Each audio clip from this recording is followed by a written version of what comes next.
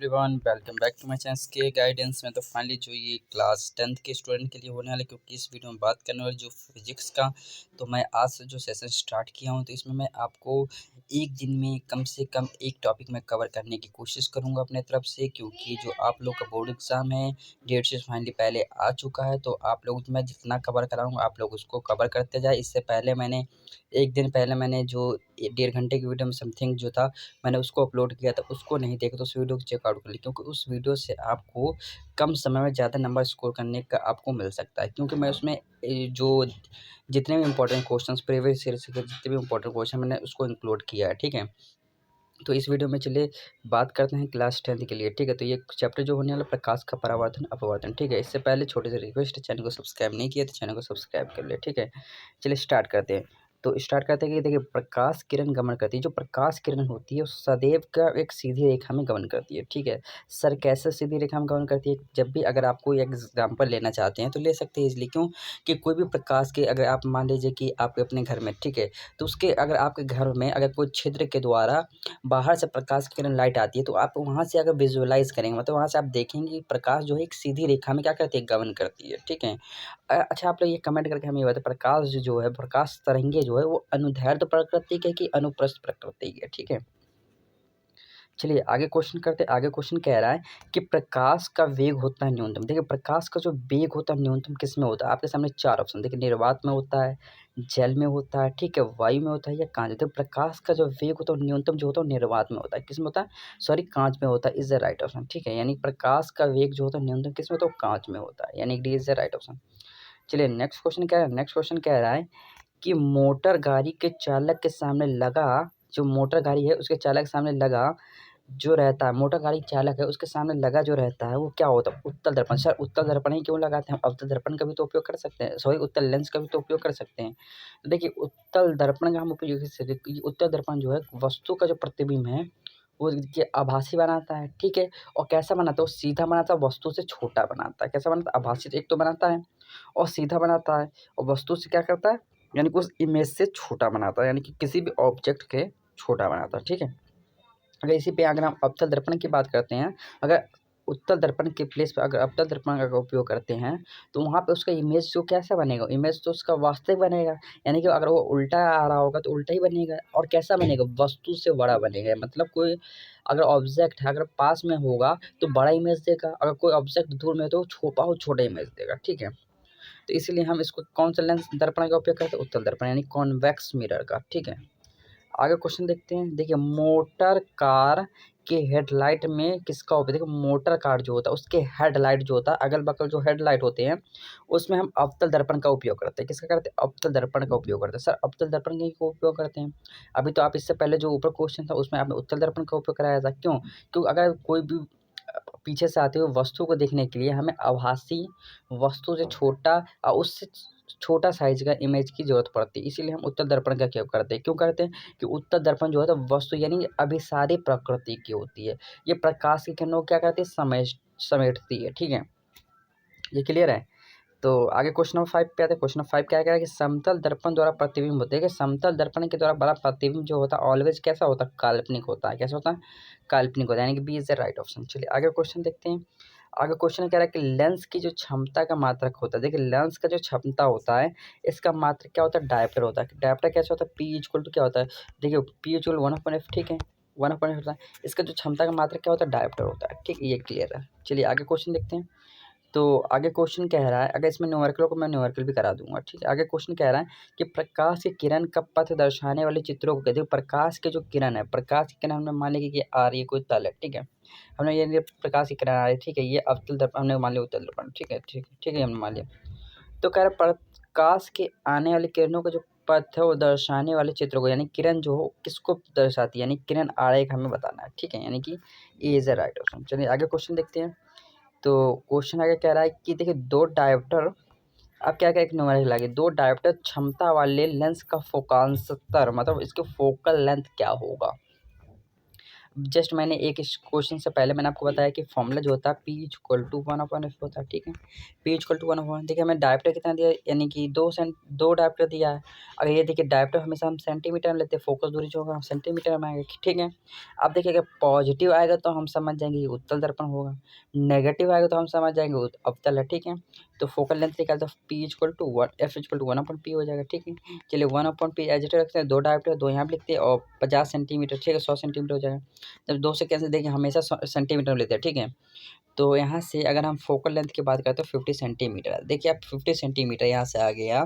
देखिए जो focal length है पॉजिटिव आया, ठीक है। पॉजिटिव आया इसका मतलब क्या है कि जो इस दर्पण में जो लगा हुआ इस दर्पण या इस जो क्षमता है, ये दो जो प्लस यानी कि उत्तल दर्पण की क्षमता है, किसका, उत्तल दर्पण का क्षमता, जो कि 50 सेंटीमीटर फोकल दूरी है इसकी, ठीक है। चलिए यानी कि D is the right option. चलिए आगे क्वेश्चन देखते हैं। आगे क्वेश्चन कह रहा है कि किसी उत्तल लेंस का फोकस जो है फोकांतर यानी कि उसका फोकल लेंथ जो है 50 सेंटीमीटर है, तो उनकी क्षमता क्या होगी, उनकी क्षमता क्या होगी। तो देखिए P इक्वल टू 1/f होता है, ठीक है। तो देखिए यहाँ पे f की वैल्यू दी है, कितनी दी है, 50 सेंटीमीटर, यानी कि देखिए यहाँ सेंटीमीटर रखेंगे, ठीक है। 50 आ गया, जो जीरो कैंसिल आउट, ठीक है। 5 5 यानी 2, यानी कि P की वैल्यू कितनी आएगी, 2 डायोप्टर हो जाएगी, ठीक है। 2 डायोप्टर यानी कि डी यानी कि प्लस का, देखिए प्लस का डायोप्टर है, ठीक है। यानी कि मतलब ये कहने का मतलब जो फोकस दूरी यानी कि देखिए उत्तल है, ठीक है। यानी फोकस जो पॉजिटिव है इसका मतलब ये दर्पण कौन सा होगा, दर्पण क्या होगा, उत्तल होगा, ठीक है। यानी कि D is the right option. चलिए आगे क्वेश्चन देखते हैं। आगे क्वेश्चन का देखते हैं। तो कह रहे प्रकाश की किरण को समूह को कहते हैं, जो प्रकाश की किरण है उसके पूरे समूह को यानी बंडल ऑफ एनर्जी किसे कहते हैं, प्रकाश की किरण है उस पूरे समूह को, यानी कि मान लीजिए कोई प्रकाश की किरण यहाँ से आ रही है, ठीक है, आ रही है प्रकाश की किरण, ठीक है। इस पूरे समूह इस एक पॉइंट पर फोकसित कर रहा है, ठीक, इस एक पॉइंट पर फोकसित कर रहा है। तो इस पूरे समूह को हम कहेंगे क्या, इस पूरे समूह को हम प्रकाश पुंज कहेंगे या प्रकाश स्रोत कहेंगे या प्रदीप्त बोलेंगे या परिकिरण बोलेंगे। परिकिरण तो हम कह नहीं सकते, ठीक है। प्रदीप्त यानी जिसके ऊपर, जिसकी वस्तु के ऊपर प्रकाश पड़ती है, उस प्रकाश की मदद से वो वस्तु दिखाई देती है, उसे हम प्रदीप्त बोलते हैं, ठीक है। देखिए किरण पुंज जो होती है, प्रकाश स्रोत, देखिए प्रकाश किरण समूह को, प्रकाश किरण के समूह को हम बोलते हैं प्रकाश स्रोत, जहाँ से वो निकलती है। यानी देखिए इन दोनों में से होगा एक होगा, ठीक है। तो इसको हम प्रकाश पुंज बोलते हैं, ठीक है, प्रकाश पुंज, यानी कि B is the right option, ठीक है। अब चलिए आगे क्वेश्चन देखते हैं। आगे क्वेश्चन कह रहा है कि उत्तल लेंस की जो क्षमता होती है, देखिए उत्तल लेंस की जो क्षमता होती है, हमने क्या भी पता है कि उत्तल लेंस की जो क्षमता होता है हमेशा पॉजिटिव होगा, ठीक है। अगर अवतल लेंस की बात करें तो हमेशा नेगेटिव होगा, ठीक है। अगर यहाँ पे यही भी बात की समतल लेंस की क्षमता क्या होगी, तो इन्फिनिटी होगी। सर इन्फिनिटी क्यों होगी, इसकी रेडियस जो होगी वो इन्फिनिटी होती है। तो फोकल लेंथ में तो जो एक फॉर्मूला पढ़ा है कि F इक्वल टू R/2 होती है, ठीक है। जब रेडियस इन्फिनिटी होगी तो फोकल लेंथ भी तो इन्फिनिटी होगी, ठीक है। तो आप लोग यहाँ से देखिए इसकी जो समतल जो दर्पण होती है, जो फोकस जो कितनी होती है, इन्फिनिटी होती है, क्यों, क्योंकि इसके रेडियस इन्फिनिटी होती है, ठीक है। चलिए आगे क्वेश्चन देखते हैं। अवतल लेंस की जो क्षमता होती है, देखिए अवतल लेंस है उसकी क्षमता जो होती है वो हमेशा कितनी की होती है, ऋणात्मक होती है, यानी कि ए इज द राइट ऑप्शन। चलिए क्वेश्चन नंबर 13 पे आते हैं। उत्तल लेंस को कहते हैं, देखिए उत्तल लेंस को हम क्या करते हैं, उत्तल लेंस को अभिसारी लेंस बोलते हैं। क्यों कहते हैं कि ये मुख्य अक्ष से आने वाली जितने प्रकाश की किरणें होती है, जैसे मान ली प्रकाश की किरणें, मुख्य अक्ष से आने वाली जितने प्रकाश की किरणें हैं, ठीक है, इसको क्या करती है, एक पॉइंट पे फोकसित करके, एक पॉइंट पे क्या करती है, फोकसित करती है, यानी कि एक पॉइंट पे ये सिकोड़ती है, यानी कि मोड़ती है, ठीक है। यानी ये कन्वर्ज करती है, यानी ये कन्वर्ज करती है, इसको हम कन्वर्जिंग लेंस भी कहते हैं, ठीक है। तो ये क्या करती है, प्रकाश की किरणों को क्या करती है, एक पॉइंट पे समेटती है, ठीक है। एक पॉइंट हमने नाम P दे दिया। तो इस टाइप की, यानी कि जो हमारा ये मनुष्य की आँख है वो किस तरीके से बिहेव करके अपसारी प्रकृति की होती है या अभिसारी प्रकृति से, आप लोग कमेंट करके बता, ठीक है। तो इस क्वेश्चन राइट ऑप्शन होने वाला option A is right option, ठीक है। चलिए आगे नेक्स्ट क्वेश्चन देखते हैं। तो आगे नेक्स्ट क्वेश्चन देखते हैं। अवतल लेंस को कहते हैं, देखिए अवतल लेंस जो होता है ये डाइवर्जिंग लेंस होता है। क्यों डाइवर्जिंग, ये मुख्य अक्ष से आने वाली जो प्रकाश की किरणें होती है, मुख्य अक्ष से आने वाली प्रकाश की किरणें जो होती है, दर्पण के टकराने के पश्चात, ठीक है, दर्पण के टकराने के तत्पश्चात ये क्या करते हैं, प्रकाश की किरणों को क्या करती है, फैला दी, यानी डाइवर्स कर देती है, ठीक है। तो इससे हम कहते हैं अपसारी प्रकृति के लेंस, ठीक है, यानी कि सी इज द राइट ऑप्शन। चलिए आगे देखते हैं क्वेश्चन को। तो आगे क्वेश्चन देखते हैं। तो क्या कह रहा है कि निम्न में से कौन सा पदार्थ लेंस बनाने के लिए उपयुक्त नहीं किया जाता है, ठीक है। देखिए कौन सा पदार्थ जो लेंस बनाने के लिए उपयुक्त नहीं किया जाता है, आपके सामने 4 ऑप्शन, देखिए जल है, ठीक है, कांच है, प्लास्टिक है या मिट्टी है। देखिए जो कांच को लेंस बनाने के लिए किस वस्तु का उपयोग यानी किस पदार्थ का उपयोग नहीं करते। देखिए वाटर का हम उपयोग नहीं करेंगे, ठीक है। यानी कि देखिए यहाँ पे देखिए ऑप्शन में क्या करें डी, लेकिन जल का भी उपयोग करते हैं, ठीक है। यानी कि मिट्टी जो होती है उसका उपयोग नहीं करते हैं। चलिए आगे क्वेश्चन देखते हैं। तो किस दर्पण से हमेशा वस्तु छोटा प्रतिबिंब बनाएगा। देखिए किस दर्पण से हमेशा वस्तु जो होता है वस्तु से छोटा प्रतिबिंब बनाएगा, ठीक है। तो देखिए आपके साथ क्या है, समतल दर्पण है, उत्तल दर्पण, ठीक है, अवतल है और क्या है, कोई नहीं, इनमें से नन ऑफ दिस। देखिए किस दर्पण से वस्तु छोटा प्रतिबिंब प्राप्त करेगा। तो आप देखिए वस्तु से छोटा और उसी साइज की इमेज अगर कहेगा तो ये समतल बनाएगा, ठीक है। अगर वस्तु से छोटा इमेज की बात की जाए तो ये उत्तल बनाएगा। इस क्वेश्चन के राइट ऑप्शन बी होने वाला है, ठीक है। लेकिन यहीं पर क्वेश्चन कहता है किस दर्पण से हमेशा वस्तु से बड़ा इमेज बनता है, तो यहाँ पे इस क्वेश्चन के राइट ऑप्शन होने वाला सी, ठीक है। लेकिन इस क्वेश्चन के अकॉर्डिंग जो होगा उत्तल होगा, क्या होगा, उत्तल होगा, ठीक। चलिए आगे देखते हैं क्वेश्चन को। तो आगे क्वेश्चन लोग देखते हैं, यानी कि बी इज राइट ऑप्शन, ठीक है। आगे क्वेश्चन क्या है, किस दर्पण से वस्तु का बड़ा प्रतिबिंब बनता है। देखिए अभी इस क्वेश्चन नंबर हमने 16 में बताया कि हमेशा वस्तु का बड़ा प्रतिबिंब अगर बात की जाएगी तो वो अवतल दर्पण के लिए होगा, ठीक है। अगर वस्तु से छोटा बात की जाए तो उत्तल दर्पण के लिए। अगर उसे साइज के यानी कि जिस साइज की ऑब्जेक्ट होगा उसी साइज की इमेज चाहिए तो हमारा समतल होगा, ठीक है। इस क्वेश्चन के राइट ऑप्शन होना है बी इज राइट ऑप्शन। चलिए आगे क्वेश्चन नंबर 18 पे आते हैं। क्वेश्चन नंबर 18 क्या कह रहा है कि प्रकाश के परावर्तन के नियम होते हैं। देखिए प्रकाश के परावर्तन के मुख्यतः दो नियम होते हैं। क्यों, कितने दो नियम, प्रकाश के किरण, मान लीजिए एक मुख्य स्रोत से आने वाली प्रकाश की आपतित किरण, ठीक है। आपतित किरण होने के पश्चात ये यानी देखिए दर्पण से टकराने के पास दर्पण दर्पण से टकराने के पश्चात वो परावर्तित होती है, ठीक है। और इसके जो अभिलंब होता है इस पे परपेंडिकुलर होता है, ठीक है। इसमें साइन आई जो होता है वो साइन आर के होता है, यानी कि एंगल आई जो है वो बराबर होगा एंगल आर के, ठीक है। होगा कि नहीं, एंगल आई जो है बराबर होगा एंगल आर के। तो हम यहाँ पे इसको ऐसे अपने लैंग्वेज लिखेंगे कि मुख्य अक्ष से आने वाली प्रकाश की किरणें दर्पण से टकराने के पश्चात आपतित किरण जो है दर्पण के टकराने के पश्चात वो मुख्य अक्ष के समांतर चली जाती है, ठीक है। तो इसको हम दर्पण परावर्तन नियम बोलेंगे, ठीक है। दूसरा नियम क्या होता है, आपतित किरण, परावर्तित किरण तथा अविलंब तीनों एक ही तल पे होता है, यानी कि ये सेम प्लेन पे होता है, ठीक है। तो इसके दो नियम होते हैं, तो हमने दोनों नियम बता दिए, यानी कि B is the right option. चलिए आगे देखते हैं क्वेश्चन को। आगे क्वेश्चन देखते हैं, जब प्रकाश की किरण हवा से कांच पर प्रवेश करती है, तो देखिए प्रकाश की किरण कोई भी हमने मान लिया कि ये मीडियम नंबर 1 है, ठीक है। माध्यम नंबर 1 हमने मान लिया, माध्यम नंबर 2 मान लिया, ठीक है। तो हमने मान लिया कि माध्यम जो है ये वाला माध्यम हवा है, ठीक है, यानी कि वायु है, ठीक है, एयर मान लिया, ठीक है। और ये हमने मान लिया कि ग्लास का मीडियम यानी कांच का मीडियम, ठीक है जी, हमने मान लिया।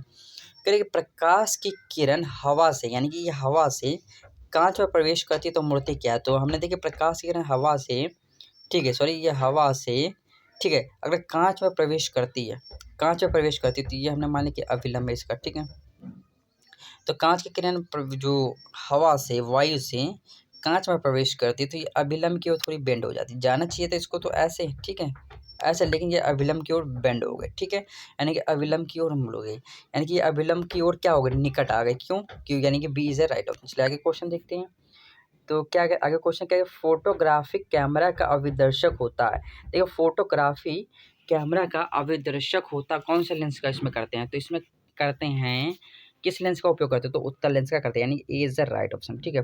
फोटोग्राफिक कैमरा का अभिदर्शक होता है, यानी फोटोग्राफिक वगैरह में किस लेंस का उपयोग करते हैं, तो ये उत्तल लेंस का उपयोग करते हैं, ठीक। क्यों करते हैं, तो मैंने इसका रीज़न बताया है कि ये प्रकाश की किरणों क्या करती है, एक पॉइंट कन्वर्जिंग करती है, यानी कि कन्वर्ज करती है।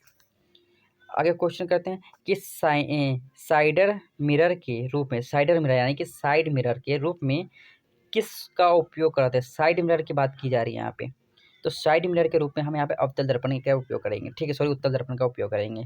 आगे क्वेश्चन देखते हैं। तो आगे क्वेश्चन क्या है कि एक अवतल दर्पण की फोकस दूरी 10 सेंटीमीटर, उसकी त्रिज्या क्या होगी। देखिए अवतल दर्पण उसकी फोकस दूरी क्या है, फोकस दूरी 10 सेंटीमीटर, यानी कि एफ की वैल्यू 10 सेंटीमीटर, ठीक है। अब 10 सेंटीमीटर, देखिए अवतल है ना तो हम यहाँ पे नेगेटिव ले सकते हैं, लेकिन ये फोकस दूरी इसलिए हमने अभी क्या है 10 सेंटीमीटर ही पॉजिटिव रखा, ठीक है।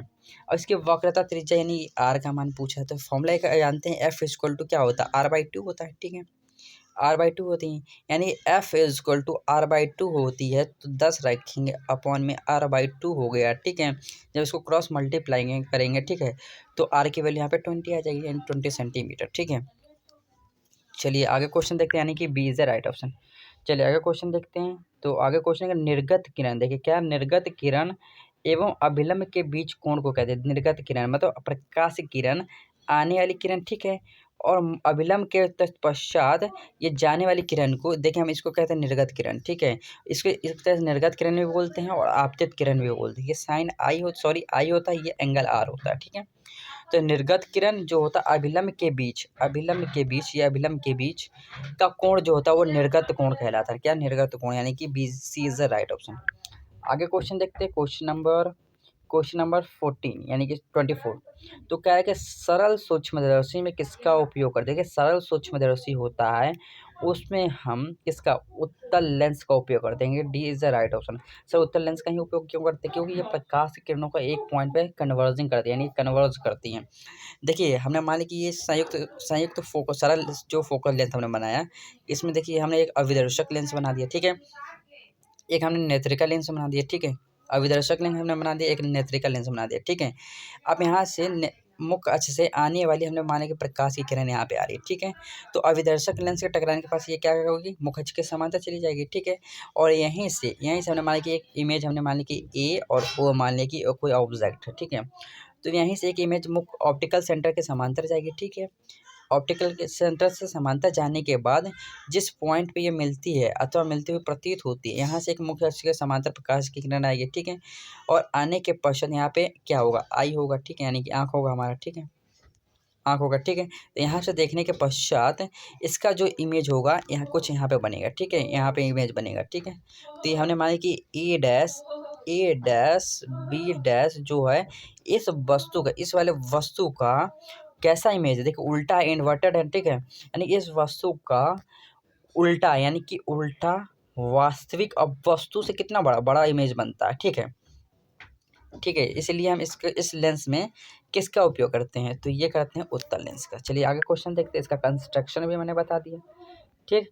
तो आगे क्वेश्चन देखते हैं, किस लेंस के द्वारा सिर्फ काल्पनिक प्रतिबिंब बनता है। देखिए किस लेंस के भाग को हमेशा इमेजिनरी प्रतिबिंब बनता है। देखिए आपके सामने 4 ऑप्शन दे रहा है कि उत्तल है, अवतल है, बाइफोकल है, इनमें से कोई नहीं। देखिए उत्तल लेंस है ना, इसके द्वारा हमेशा काल्पनिक यानी कि इमेजिनरी जो है इमेज बनता है, ठीक है, यानी कि A is the right option. क्या, अवतल नहीं, यानी इस क्वेश्चन का राइट ऑप्शन होना A is the right option, ठीक है। आगे क्वेश्चन देखते हैं, क्योंकि अवतल जो है हमें कभी कभी अवतल लेंस में बनाता है, ठीक है। देखिए किस लेंस के द्वारा काल्पनिक प्रतिबिंब बनता है, सिर्फ काल्पनिक प्रतिबिंब बनता है। देखिए अवतल लेंस के द्वारा सिर्फ काल्पनिक प्रतिबिंब बनता है। अगर उत्तल लेंस, अगर देखिए अवतल लेंस के द्वारा अगर की जाए तो यहाँ पर वास्तविक प्रतिबिंब बनाती है, क्योंकि 5 जो इमेज होता है वो वास्तविक बनाता है, लेकिन एक जो छठा इमेज होता है वो हमेशा काल्पनिक बनाता है। कौन, ये अवतल लेंस बनाता है, ठीक है। चलिए आगे क्वेश्चन देखते हैं। तो परावर्तन के नियम से निर्धारित होता है, देखिए परावर्तन के नियम से निर्धारित क्या होता है कि आपतन कोण क्या होता है, परावर्तन कोण के इक्वल होता है, ठीक है। परावर्तन कोण आपतन कोण के बराबर होता है, ठीक है। आपतन कोण विचलन कोण के बराबर, देखिए आपतन कोण जो है परावर्तन कोण के बराबर है, यानी ए इज द राइट ऑप्शन। चलिए आगे क्वेश्चन देखते हैं कि काल्पनिक प्रतिबिंब होता है। देखिए काल्पनिक प्रतिबिंब जो होता है हमेशा ऑलवेज क्या होता है, सीधा होता है, यानी कि ए इज द राइट ऑप्शन। आगे क्वेश्चन देखते हैं। आगे क्वेश्चन कह रहा है कि लेंस के मुख्य फोकस की संख्या कितनी होती है। देखिए लेंस के मुख्य फोकस की संख्या होती है 2 होती है। सर क्यों 2 होती है, क्यों, ठीक है। तो इसका हमने मान लिया कि ये प्रथम फोकस F1 हमने मान लिया, इसके प्रथम फोकस F2 हमने मान लिया, ठीक है। इसके प्रथम फोकस हमने F1 माना, इसके प्रथम द्वितीय फोकस हमने F2 माना, ठीक है। तो देखिए इसके दो फोकस बनने की नहीं, इसके 2 फोकस यानी कि ए इज द राइट ऑप्शन, ठीक है। आगे क्वेश्चन पे आते हैं। अब क्वेश्चन कह रहा है कि सर्च लाइट का परावर्तन सतह होता है। देखिए सर्च लाइट होता है वो परावर्तन सतह कैसा होता है। देखिए सर्च लाइट का हम उपयोग क्यों करते हैं, क्योंकि वो प्रकाश की किरणों को क्या करती है, फैलाती है। अब प्रकाश की किरणों को फैलाती कौन सा, उत्तल या अवतल, तो अवतल फैलाती है ना, इसीलिए B is the right option, ठीक है। अब क्वेश्चन नंबर 13 पे आते हैं। तो क्वेश्चन नंबर 13 क्या कह रहा है कि दाढ़ी बनाने में कौन सा दर्पण का प्रयुक्त होता है। देखिए दाढ़ी बनाने में कौन सा दर्पण का प्रयुक्त करता है। तो आपके सामने 4 ऑप्शन, ठीक है। इस क्वेश्चन का क्या राइट होने वाला, option number C is the right option. इसको याद कर ले कि कोई भी हजामत दाढ़ी या ये सब वगैरह में करने के लिए हम किस दर्पण का उपयोग करते हैं, तो अवतल दर्पण का उपयोग करते हैं। ठीक है, तो आज हम इस क्वेश्चन में 13 क्वेश्चन कवर किए। ठीक है, तो मैं इस क्वेश्चन में 13 क्वेश्चन कवर किए हैं और मोस्टली इसमें कितने क्वेश्चन है मैं देख लेता हूँ। ठीक है, तो 62 क्वेश्चन है। ठीक है, तो मैं इसके जो ये फर्स्ट पार्ट होने वाला, ठीक है, इसके जो सेकंड पार्ट में इसका मैं आगे क्वेश्चन कवर करूँगा और आगे से क्वेश्चन को अभी तक चैनल को सब्सक्राइब नहीं किया तो चैनल को सब्सक्राइब जरूर करें। ठीक है, चलिए वीडियो को एंड करते हैं।